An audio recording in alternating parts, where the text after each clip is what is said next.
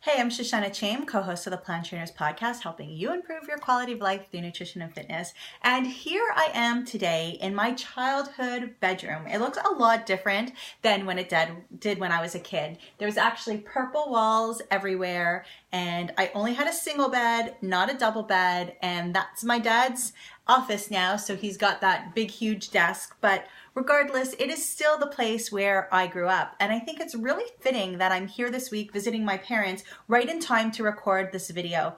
The video that we wanted to record this week, we wanted to talk about lifestyle medicine, but what I wanted to do is I wanted to relate it in a way that really relates to me and that is not necessarily science-based, because we do speak to a lot of doctors that promote lifestyle medicine. When we work with our clients, we don't just work on nutrition or just work on fitness. We look at all of these other things going on in your life, like stress, like who you're surrounding yourself with, like self-care, who you are, what you're doing on a regular basis to feed your own soul, sleep, all of these other aspects. So what I really wanted to do is I wanted to look at the story of my 96-year-old grandmother and kind of convey some of the ways that she has been able to live so long, so well, because I do know that, a lot of us, we're not necessarily looking to live forever, but we want to live longer. We want to see our grandchildren or maybe our great-grandchildren, but we also want to make sure that we're living healthfully.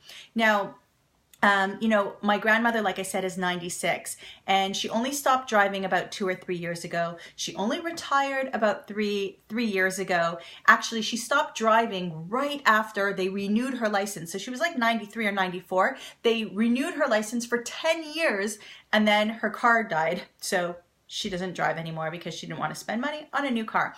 But, I just find it, and it's probably a good thing too, I just find it so funny how she's outliving all of these other things. She outlived her car. But at the end of the day, she's lived a pretty healthy lifestyle. She hasn't had any life-threatening surgeries. She did have, she had a stent put in, so she did have a little bit of a heart condition, but one that was able to, be looked after, one that wasn't quite emergency. My son was just born about 6 months at the time, so that means that was about 10 years ago. So she was 86, and that's really been the only time in her life that she has had any kind of, big health issues. She had some cataract issues too, but so what I'm saying is she hasn't lived her life the way that Adam and I live our lives now, not completely plant-based or anything like that. But the fact that she's 96, she's living on her own. She takes a bus to go get her groceries.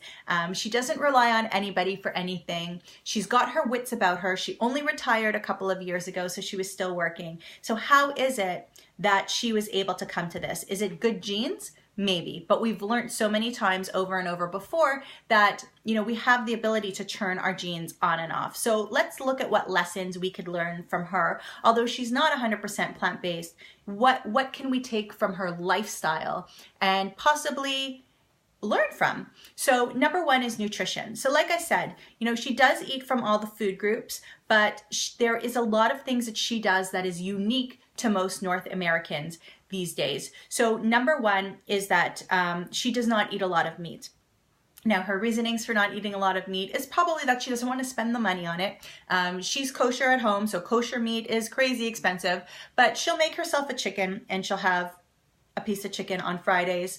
And other than that, if she's not going out with anybody for dinner, then she's not eating, and then she's eating vegetarian the rest of the week. So is there a lot of cheese in there? Yes. And I do believe that is the reason why she did have the stent put in. However, she's definitely not eating a tremendous amount of it. And she's not eating meat on a regular basis. Not saying that vegetarian is necessarily the way to go, but for her it works. But part of the reasons why I believe that works for her, has worked as well as it has, is because she doesn't have these glutinous tendencies that a lot of us have. She doesn't overeat. She doesn't eat 3 portion size in one meal. She doesn't abuse her body the way a lot of us do or have, or we see other people doing. So again, she's not eating a science-based diet, but because she's not overeating to that extent, because it's not a ton of sweets all the time, because she doesn't go to a party and, eat as much as she can as if she's never going to get the pizza again, so she eats so many slices of pizza. I really do believe that that has worked in her favor for her mind and for her body. So, what can we learn there? We could learn to listen to our body, to say, how hungry am I? How much do I really need today? And when she's cooking for herself, she cooks a portion that she needs, and maybe puts a second portion away, but doesn't overdo it. And I think that that's been really helpful to her. Not to say that portion sizing is the rationale, but listening to your body and eating what your body needs is. Number 2 is movement. For as long as I could remember visiting her, she would always say, come on, Shoshana, let's do our morning exercises. And as soon as she woke up in the morning, she would touch her toes 10 times and she would lift her hands 10 times and do all these weird kind of exercises 10 times. Her stretches she would do. She lives off a golf course in Florida, so she's lucky to have pretty good weather year round. And a couple of times a week, she would walk the 3-mile loop. Not so much in the last, let's say, 10 years, but before that, she always did that. That was always part of her routine. So being active all of those years, whether it was just, the 50 little exercises every morning and, walking 3 miles 2 or 3 times a week, I believe that that has had a really great impact on her life going forward. Again, her mind and her body. Number 4 is stress. Now, especially people of that generation, people who have lived through wars, not that she went through the war, but she was able to escape Poland before World War II. But still, the idea that so many of her family members were perished in World War II, outliving her son, the loss of her husband 45 years ago. Or 43 years ago. These are the types of things that really bring people down, but somehow she's managed to thrive through that, and survive through that. She doesn't gossip. She doesn't get herself involved in other people's business. She doesn't like to go down to the pool and listen to all the old ladies gossip about everybody else, right? Like, those are the things that she stays away from. She believes that if she doesn't have something good to say that's going to help a situation, that she doesn't say anything at all. Now, do I think that it's good to keep those things wrapped up inside? No, not necessarily. However, it seemed to really work well for her because she doesn't have traumaed relationships with certain people. She's managed to keep the people who she loves near, so that's helpful as well. It might not be the best practice, but it really does seem to have worked for her.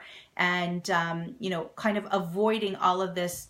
She loves to watch the news though, but avoiding all of this gossip and drama with all of these other people, she seemed to avoid over the years. So I think that that's been helpful for her too. And love is really important. She has 3 children, 7 grandchildren, 14 great-grandchildren.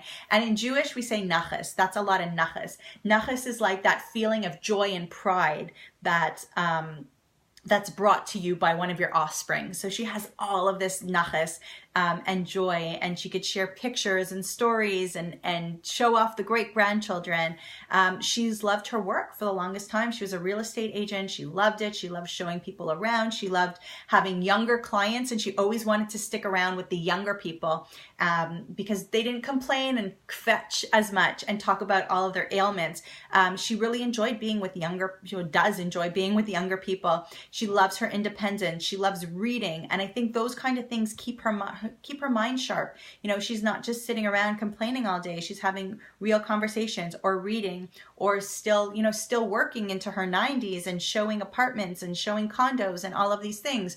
So I really do think that all of this together has helped her to be able to thrive at 96 and be the woman that she is at 96. And I can learn a lot of lessons from her, and it's my pleasure to be able to share those with you. So although I don't necessarily agree with all of her nutrition choices, I still think that the choices that she's made has gotten her pretty far. And a lot of that reason is because she's not eating way too much. She's not overindulging herself.